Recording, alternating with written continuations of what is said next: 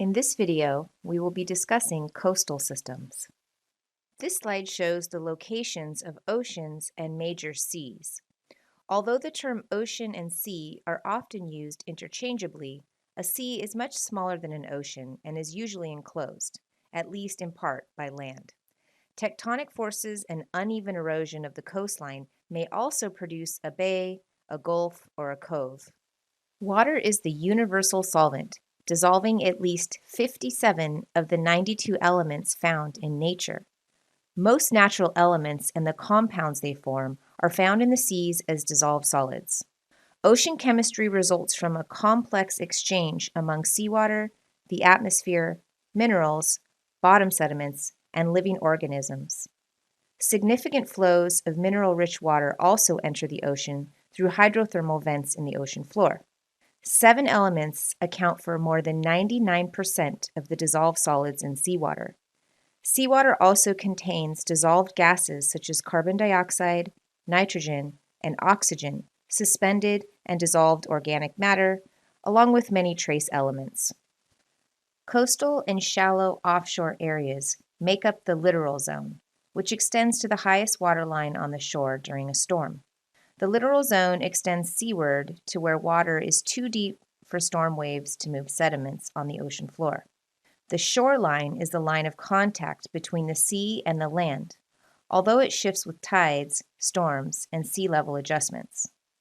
The coast continues inland from the high tide to the first major landform change. The littoral zone shifts over time as sea level varies. Sea level is an important concept as it provides the reference point for every elevation on a map. Mean sea level is the value based on the average tidal levels recorded hourly at a given site over many years.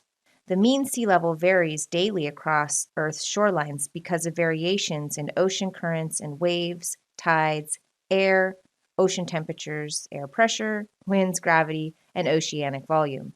The mean sea level also varies over the long term with climate change, tectonic movements, glaciation, and the reduction of liquid water storage on land. On every ocean shore, tides are twice daily oscillations in sea level that range from barely noticeable to several feet or meters high. The gravitational pull of the sun and of the moon produces the tides. The sun's influence is half that of the moon's, because of the sun's greater distance from the Earth. Because the gravitational pull on the oceans is different on opposite sides of the Earth, 2 areas of raised water called tidal bulges form. One tidal bulge made up of water pulled directly toward the moon, and a tidal bulge on the side of Earth facing away from the moon. Tides appear to move in and out from the shoreline. However, it's actually Earth's surface that rotates in and out from a fixed tidal bulge as it rotates on its axis and changes its position relative to the moon and the sun.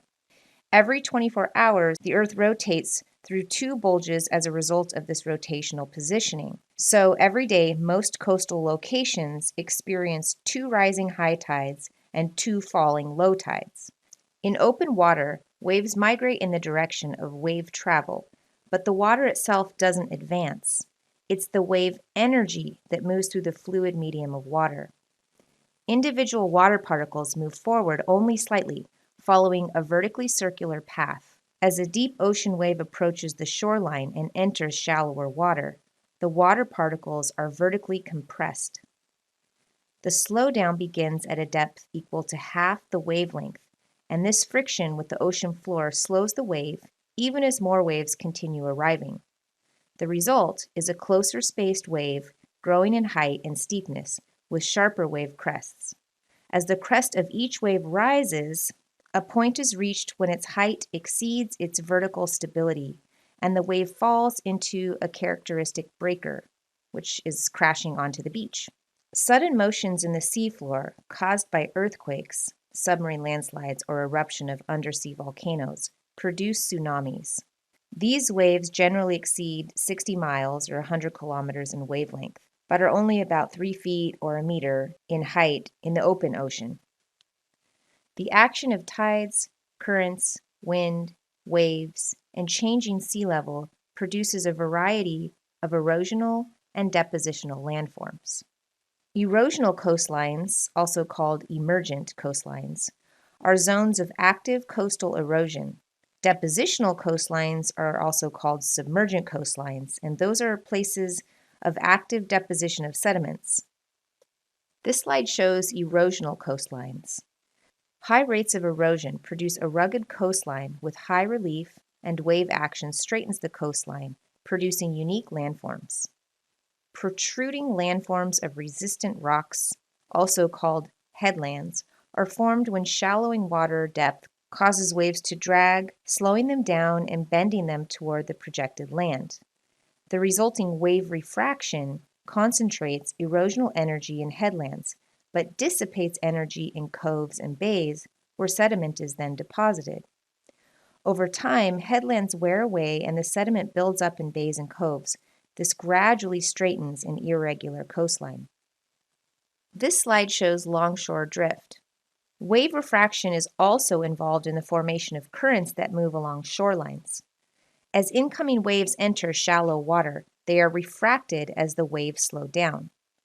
The wave portion in deeper water moves faster in comparison, and this produces a current parallel to the coast.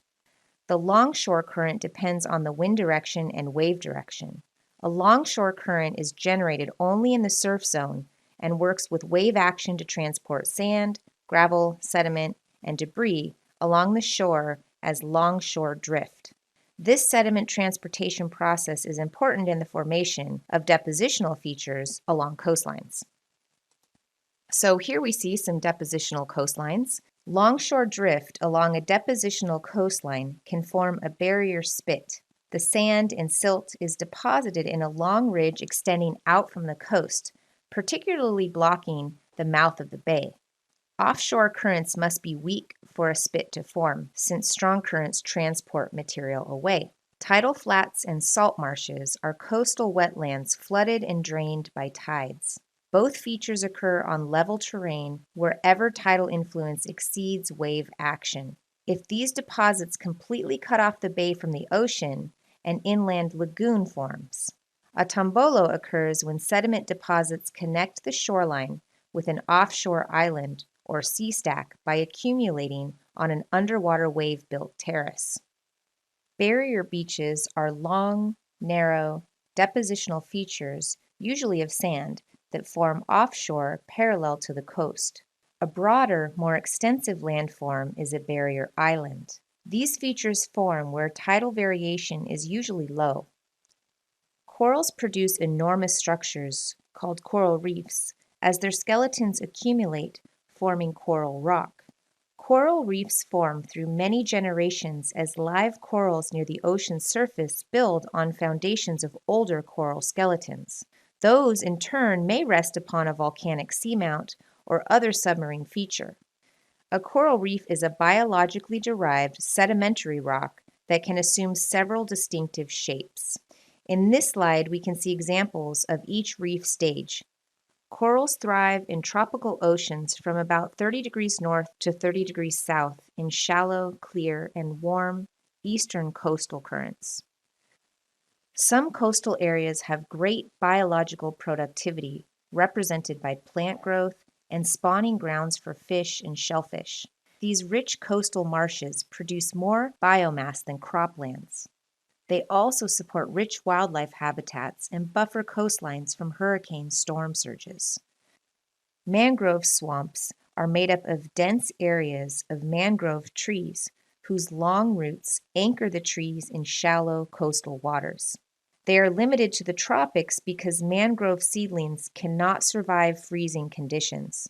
Sediment accumulation on tropical coastlines provides the site for mangrove trees and other vegetation of mangrove swamps. As conditions shift, the mangrove roots constantly find new anchors. The roots are visible above the waterline, but reach below the water surface, providing a habitat for many specialized life forms. Changes in coastal sediment transport can disrupt human activities as beaches are lost, harbors are closed, and coastal highways and beach houses are inundated with sediment. So people use various strategies to interrupt longshore drift with the goal of either stopping sand accumulation or forcing a more desirable type of accumulation elsewhere. They do this through construction of engineered structures or through hard shoreline protection. Common approaches include the building of groins, which are long and narrow structures built into the sea to slow drift action along the coast. Other protective structures include jetties to block material from harbor entrances and breakwaters to create zones of still water near the coastline. However, interrupting the longshore drift disrupts the natural beach replenishment process and can lead to unwanted changes in sediment distribution in nearby areas. In contrast to hard protection, soft shoreline protection involves importing sand from other places to replenish the beach. Beach nourishment is the term for artificial replacement of sand along a beach with sand from other areas. Although I don't really like that term, I prefer to call it dredge and fill. Theoretically, through such efforts, a beach that normally experiences a net loss of sediment will be fortified with the sand from the other places. However, a single storm event can erase years of human effort, and this costs a lot of money. In addition, disruption of marine and longshore zone ecosystems may occur if the new sand does not physically and chemically match the beach's natural sand. All right, that's it for oceans. I'll see you in the next video.